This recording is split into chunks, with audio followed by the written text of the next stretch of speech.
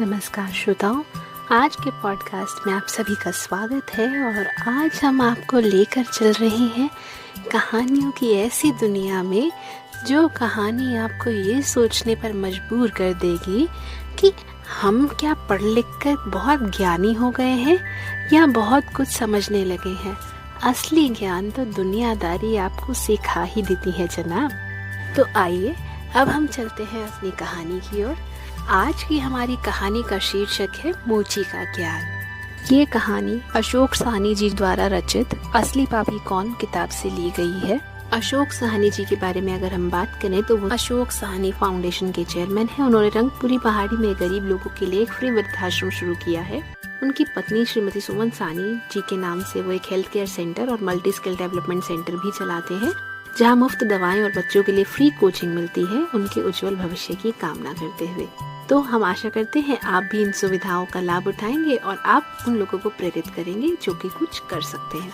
तो आइए सुनते हैं कहानी।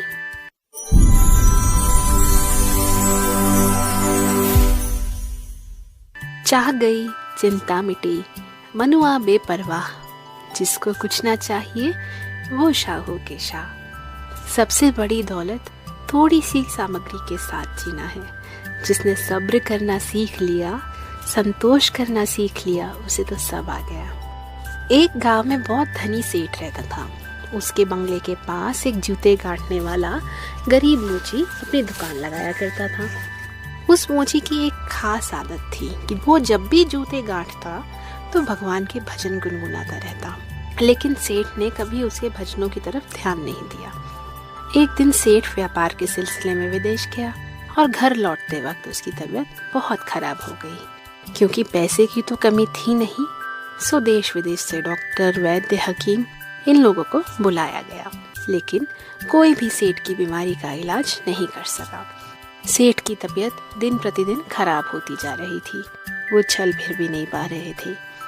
एक दिन वो अपने घर में बिस्तर पर लेटे थे। अचानक उनके कानों में मोची के भजन की आवाज आई। आज सेठ को मोची के भजन कुछ अच्छे लग रहे थे। कुछ ही देर में सेठ इतने मंत्रमुग्ध हो गए कि उन्हें लगा जैसे वो साक्षात परमात्मा से मिलन कर रहे हों। मोची के भजन सेठ को उसकी बीमारी से दूर ले जा रहे थे। कुछ देर के लिए सेठ भूल गए कि वह बीमार है और उन्हें अपार आनंद की प्राप्ति होने लगी। कुछ दिन तक यही सिलसिला चलता रहा।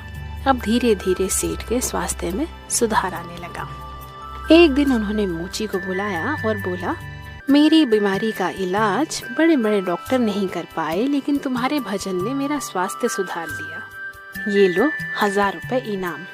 मोची खुश होते हुए पैसे लेकर चला गया, लेकिन उस रात मोची को बिल्कुल नींद नहीं आई। वो सारी रात यही सोचता रहा कि इतने सारे पैसों को कहाँ छुपा कर रखूं और इनसे क्या क्या खरीदना है।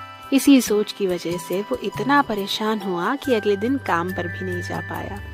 अब भजन गाना तो जैसे वो भूल ही गया था।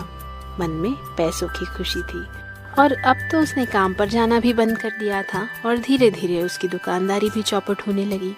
एक दिन मोची सेठ के बंगले पर आया और बोला, सेठ जी, आप अपने ये पैसे वापस रख लीजिए। इस धन की वजह से मेरा धंधा चौपट हो गया। मैं भजन गाना ही भूल गया। इस धन ने तो मेरा परमात्मा से नाता ही तोड़वा दिया। मोची पैसे वापस करके फिर से अपने काम पर लग गया। तभी तो कहते हैं ना, कोठे वाला रोवे छप्पर वाला सोवे। और धन में बल है, सत्य नहीं। इसीलिए कहा जाता है कि जो चीज जितनी है उसी में संतोष करना सीख जाएं तो हमारी जिंदगी अपने आप में एक स्वर्ग का एहसास करा देती है। और यही लालच का तो कोई अंत ही नहीं है। अपनी तृष्णाओं को जिसने बांधना सीख लिया, उसने दुनिया में सब सीख लिया। तो इसी के साथ हम आपको छोड़े जा रहे हैं। स्वयं विचार कीजिए। नमस्कार।